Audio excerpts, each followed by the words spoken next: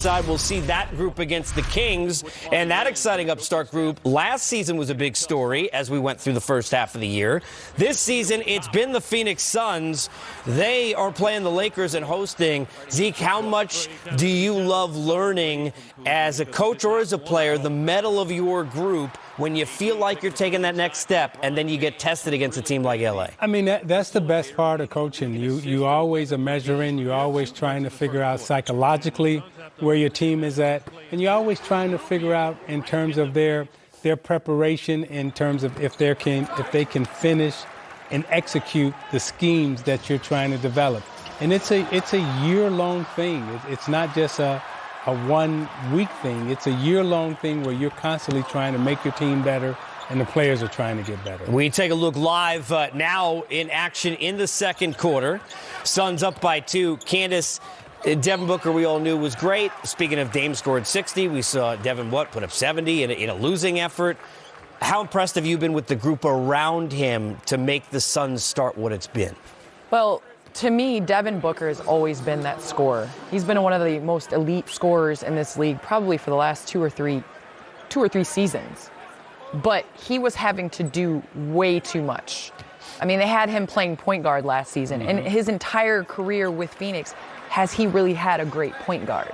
And so I loved bringing Ricky Rubio in his prime, having experience, having playoff experience, playing winning basketball, because Phoenix for a long time, Devin has put up 70, but in an L. Yeah. And so I want to see him be able to put up numbers in meaningful games. And now Ricky Rubio, that in terms of Oubre, are allowing him to play his game, and they're winning doing it. You know, the other thing is you see Bridges on the floor. Their younger players are smart. Obviously, all the Nova guys seem to be. But, Zeke, the guy we just saw at the line, I've been hitting you on this the last couple of weeks because I think it is a big factor. They show the numbers there. Baines is averaging 16 a game. Now, you may not expect that all year, but the toughness, all the things he added to Boston and now is kind of taken away. Sometimes not the big name, right? But the right fit. He's been that as a pickup. Management deserves a lot of credit for that. Definitely the right fit. Management definitely deserves a lot of credit. And Boston definitely misses him. I mean, he's a guy that does all the little things, and his physical presence and his understanding out on the floor of how to use his body and how to, make his body effective out on the floor. It's not all about his jumping ability, but he carves up space. Big guys, they have to be space eaters. And how do you become a space eater? You got to use your elbows. And you look at Bane, and he's got his elbows out all the time, and he takes up that interior space, which consequently makes it difficult. There are many guys you could say now, Candace, could have played in the 90s where like X-Man and Oak and those dudes would be in there, but Baines could have bumped with those dudes, been fine. I mean, Baines was a huge player, like you said, for the Celtics, and he's played winning basketball, and that's what Phoenix needs. They need that type of basketball to be brought in. I mean, Monty Williams has done a phenomenal job, and a lot of people scratch their head about some of the offseason moves that the Suns made. But my biggest question is, how do you bring Aiden back? In what way? When Baines playing so well, and Aiden is going to come back, and obviously defensively Phoenix is playing well. Yeah. Aiden struggled on a defensive end last year. It's going to be interesting how they kind of bring him back and incorporate him on the offense, but also, kind of bringing him up to speed with defensively. As the night goes along, we'll talk more about this game.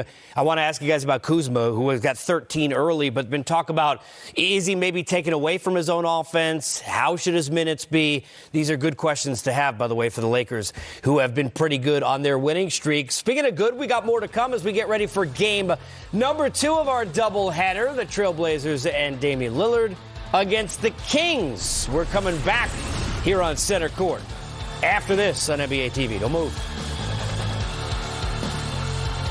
We bring you Center Court, Casey Stern, Candace Parker, the Hall of Famer Isiah Thomas. And let's go to the final sequence because Candace, no disrespect to the three-point shooting, Embiid had 3 in the first half, but it was inside the work he did to get the bucket, and then defensively, what'd you see here? Yeah, right here, Kevin Love getting a great look, diagram play out of timeout. You can't ask for a better look than that. But, I mean, the Sixers down the stretch really doing a good job defensively, executing, getting stops. But again, on the other end, offensively, there's not many people that are going to keep the Sixers from getting a bucket when they need to, when they have Embiid inside. Yeah, two well-designed plays by, two good coaches at the end of the game. I thought Philadelphia did a good job, with the high-low action, dumping it into Embiid. Embiid got a nice, shot at the rim. And then for Cleveland, Kevin Love, he has a wide-open three, courtesy of the shot fake. Nice look there from our new courtside cam. Just some of the extravaganza in center court. Just a little long on the shot, but two well-designed, well-executed plays. The thing is, too, I asked Coach about this, and by the way, don't want to disrespect either Long Island, my birthplace, or Tennessee. Tobias Harris 0 for 11 from 3 in this game, and the Sixers survive.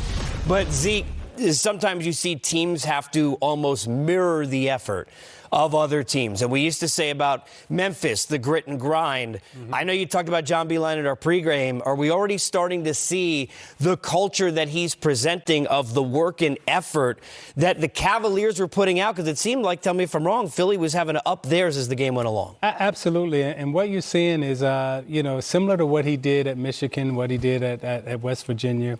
They play a very methodical style, and they don't take bad shots. They take good shots. Even though they use analytics, they don't depend on analytics. I think they come to the game saying, okay, we got a mismatch with Kevin Love down low. We're going to put it in the post, or we're going to put it in the post to Tristan Thompson.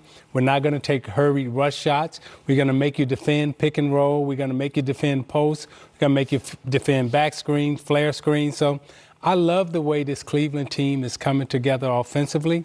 But more importantly, Candace, I like the patience that they're playing with on the offensive side of the ball, particularly out on the road. And that was a nicely run play, obviously, for Kevin Love, who would say, I'm sure, he and Tristan both great again tonight, had a good look. But I want to go to the possession before that because, to me, there's greatness about in coaching when everybody knows X guy's getting the ball, right? And you get it to him anyway because you find a way. They misdirect. They use a little youth defensively as Sexton gets mixed up and Embiid really wide open from the Harris feed to get the biggest part of the game in the bucket. Well, I thought it was interesting that at the end of the game right here, they bring, Embiid into this, obviously down low. He gets this possession here where it was great defense, Tristan Thompson. But on the next possession where they get the high-low, they brought Tobias Harris high and not Ben Simmons. Yeah.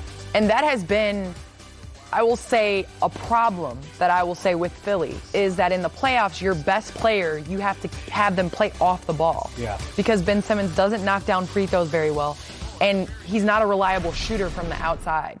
So I think in years past, they've had Jimmy Butler. Mm-hmm. That can be that guy that they throw the ball to and he goes and gets a bucket.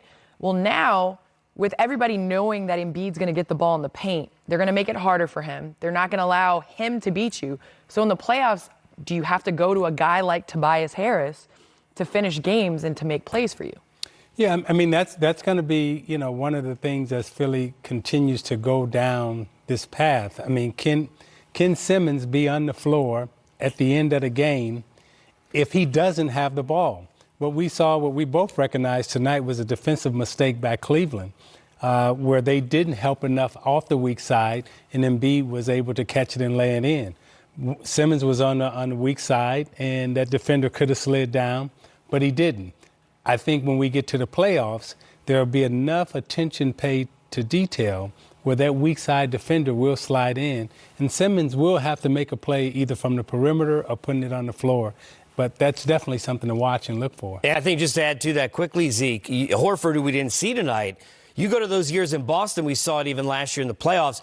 So great when he's at the top, almost directing traffic, enabling shots and passing and flow. Well, if he's doing that, to your point, expounding on it, then where's Ben Simmons? Because now he doesn't have the ball in that spot either, and Horford is so good at that offensively. And early on, Steve Smith and I went to the game where Philly played Atlanta, and you could see the confusion with Al Horford and Tobias Harris when Embiid's on the floor, because it seems like, Tobias likes that left block. Embiid likes that left block. Mm-hmm. Simmons likes that left block. There are a lot of guys that love the same spot. Al Horford, the same thing. So figuring out offensively, especially in the playoffs when you're scouted, where the ball needs to go and how to get those two involved, because Tobias has to be that third scorer for them to be able to be successful. And I think, come playoff time, and I've said this before, Simmons got to become a better foul shooter.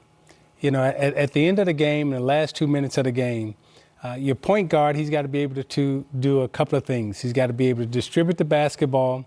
He's got to be able to also knock down foul shots. And if he's open, make a shot. But where you really finish off the game when you got a lead, you finish it at the foul line because teams are going to be fouling. They're going to make mistakes. So majority of your points are going to come from the foul line to keep that team at bay. But if you're a poor foul shooter, then that coach is going to have to take you out.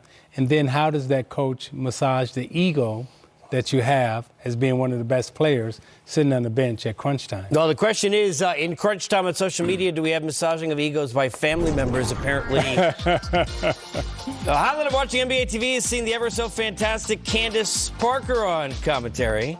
Happy Sparksmas, not a relative? Not a Sparks fan at all. Not a relative, happy Sparksmas. By the way, staying in L.A., Candace said the Clippers will win the West. We'll come back to that team.